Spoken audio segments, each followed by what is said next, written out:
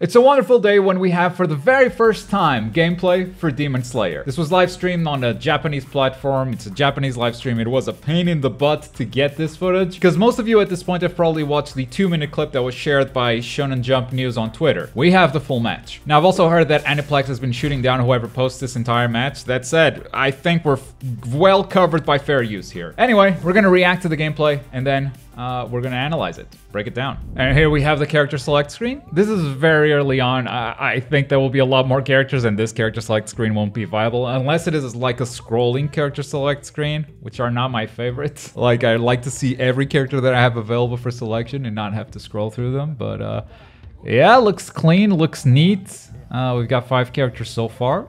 We'll see if we get any more in the meantime. Look at his scared animation. He's terrified. He doesn't want to go fight. Let's go. Nice versus screen. Oh, he falls asleep right before the match. Nice. We get controls. All right, I will translate all of this. No worries. Ooh, ooh, ooh. Okay, that's a lot. We'll break it down. We'll break it down. All in due time. Beautiful starting screen. It's so Storm. That is the most Storm beginning I've ever seen. Okay, we got sidestepping here. We got complete freedom. That almost looked like a chakra dash.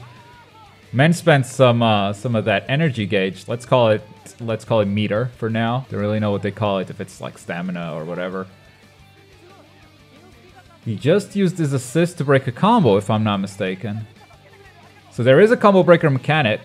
This time is not substitutions, obviously. But the assists seem to have that role too. Cool. I mean, I'm loving the animations here. The attacks look flashy, the combos look really flashy, but they're not as noisy as Storm is. Like, you can still see what's happening. That's a grab. All right. Good grab damage.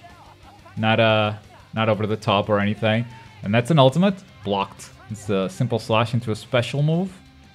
Ultimate. That connects. Let's go, Cyber Connect.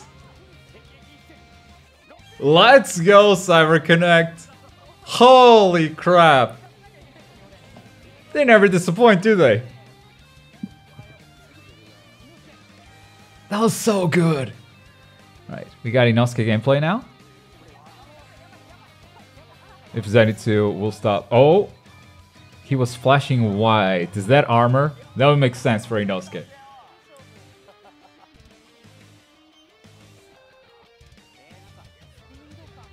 Big flailing, big flailing. It's a dash-in attack. And see, Nezuko totally saved him from the combo there. Yeah, Nezuko came in and broke that combo. Oh, Inosuke ultimate. Damn, now I just want to see all the ultimates. That's what Cyber Connect does. I just want to see all the ultimates. Stop it! Wow! I wonder what this is running on. If it's PS4 or PS5. Man! Nezuko ultimate. Let's do it.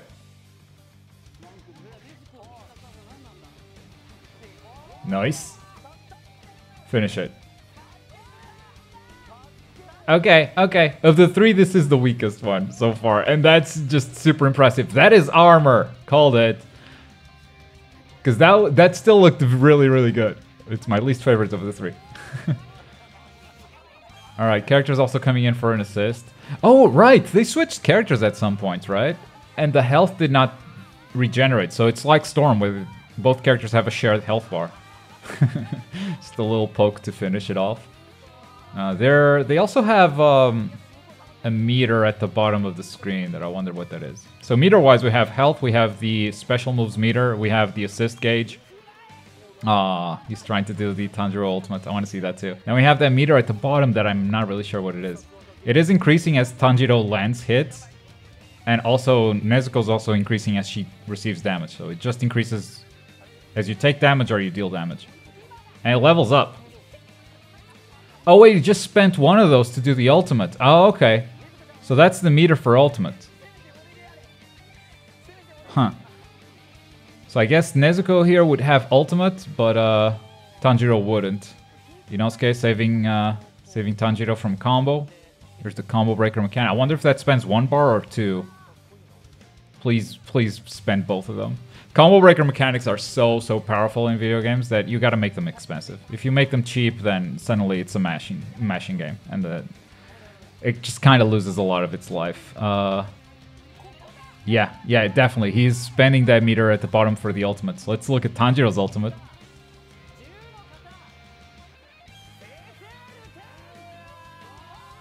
Cool. Really awesome. Oh, I think Zenitsu, Inosuke, Tanjiro, Nezuko. That's my tier list for these ultimates. And they all look amazing. Big combo. Beautiful. Not even paying attention to how much damage this stuff deals. But that is also like super subject to change until the game's released. Yeah, so this was a very simple combo into ultimate. Let's look at that health bar now that we've been blown away by this animation already. Still looks awesome. Jesus Christ!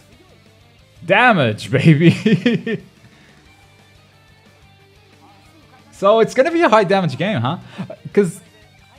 Alright, so first of all, if you require... What did he just do? That bar is on fire. No idea what this does. Sort of an awakening type thing. He's burning through that meter. Oh, okay. Zenitsu also did it. Combos have finishers now? Oh man, that's it. Oh, we're not gonna get to see anything else. Okay. Okay. Oh! Oh, are you kidding me? You're gonna have specific team outros? I mean, there are no intros, right? It just goes straight into battle, but specific team outros, that's awesome. Let's break it down. All right, first up, we have the controls. Let me just grab my Japanese knowledge here. R2 is the ultimate. L2 is an awakening, I want to say. L1 is the assist. Below it says something like hold to switch character. Then you have movement on the left stick and the pause menu on the options button. This is a DualShock 4 in the image, so I'm gonna guess it's PS4 footage. R1 is guard or block. If you do R1 plus square, it is the grab. And the square button is the combo button. It's the attack button. That's different from everything they've done. I mean, both in Kakarot and the Storm games, it was always mash circle. Now it's mash square. Triangle is a technique, so I'm guessing the special moves that you see spinning meter. Circle is a tracking dash, so press one button to dash to the opponent, and if you do the dash plus the stick, it does that sidestep, and X is jump. All right, still a one button game for combos, but you can link it into special moves, so I maybe there's some freedom there, because I did see a few different special moves. All right, this next page is basically explaining what the gauges are. I think you know what meter is, and you know what health is, and the assist gauge. The gauge at the bottom that we were wondering about, it can stock up to 3 levels, and then it can be consumed by using a big skill. So maybe there's like another level of ultimates that we haven't seen before. And that's the awakening stuff that we saw in the previous screen too. Basic instructions on how to play. You have the square button. If you press down, it will knock the opponent down in a combo. If you press up, it will launch them, and then you can follow up with a circle button, which is the dash button. Triangle does a special move, and you can also tilt the triangle move for a different special, or R1 plus triangle for another special. So each character will have maybe 3 different specials. It always consumes 20% of stamina, so it's a full one of those small bars that we saw during gameplay. L1 calls the assist. You can just call it in neutral. You can call it while tilting the stick, and the assist will have a different attack. If you're getting comboed, it will actually save you. It doesn't say if it spends both meters. We're gonna have to look at the gameplay and analyze that. R1 blocks, but R1 plus the stick has a push block. That's okay. If you've been playing Arena Fighters, you might not be super familiar with this. Push block is a godsend. Push block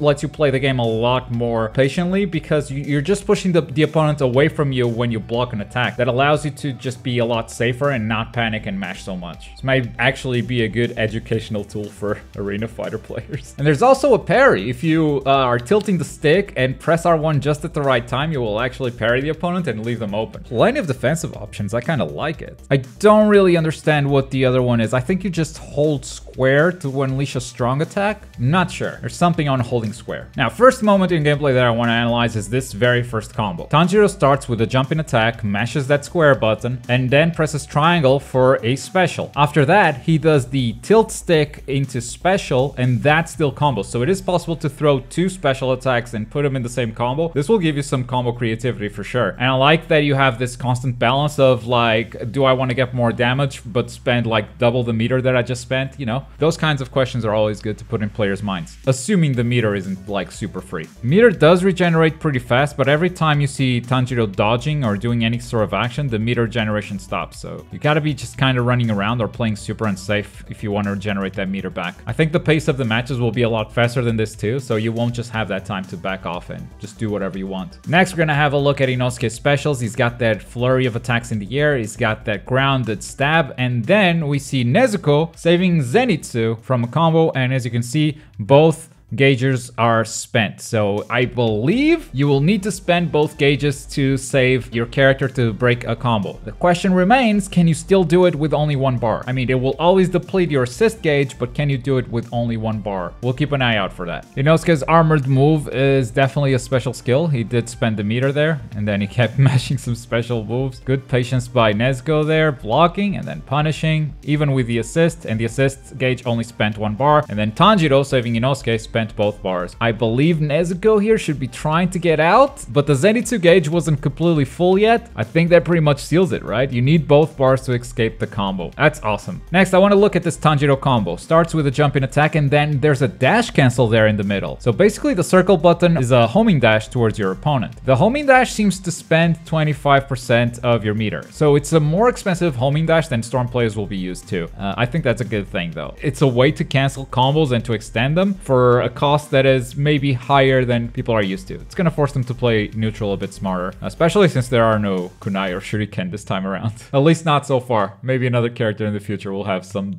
dumb stuff like that. Next, let's look at this moment where Nezuko starts a combo and then calls Zenitsu, but because the player held the button, it switches over to Zenitsu. The swapping of characters can be done mid-combo. You can swap with an attack. So basically, he pressed the button, Zenitsu was just gonna do his normal assist attack, but then because the button was held, it swapped to that active character. I can see a lot of Storm tech translating directly over to this, like dash swaps and stuff like that. Next, I want us to look at like a full attack sequence. So we got Inosuke comboing here, and this combo seems pretty long. So he's gonna extend it until player 2 saves it, spending that assist gauge. Now, Zenitsu is the one attacking, and Tanjiro saves it, but then catches him again in the combo, and at this point, Inosuke cannot escape. The Tanjiro assist is still regenerating, which gives him a very big window that if he gets caught and gets punished by something, he will actually be able to convert into full damage, punishing the opponent for recklessly switching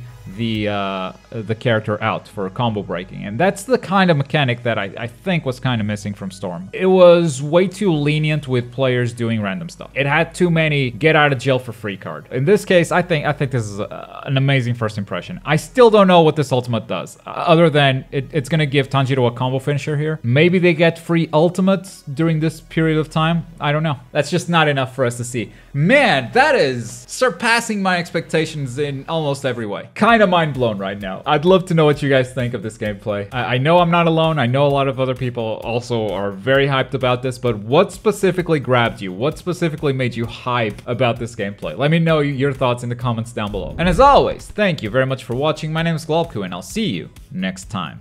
Bye.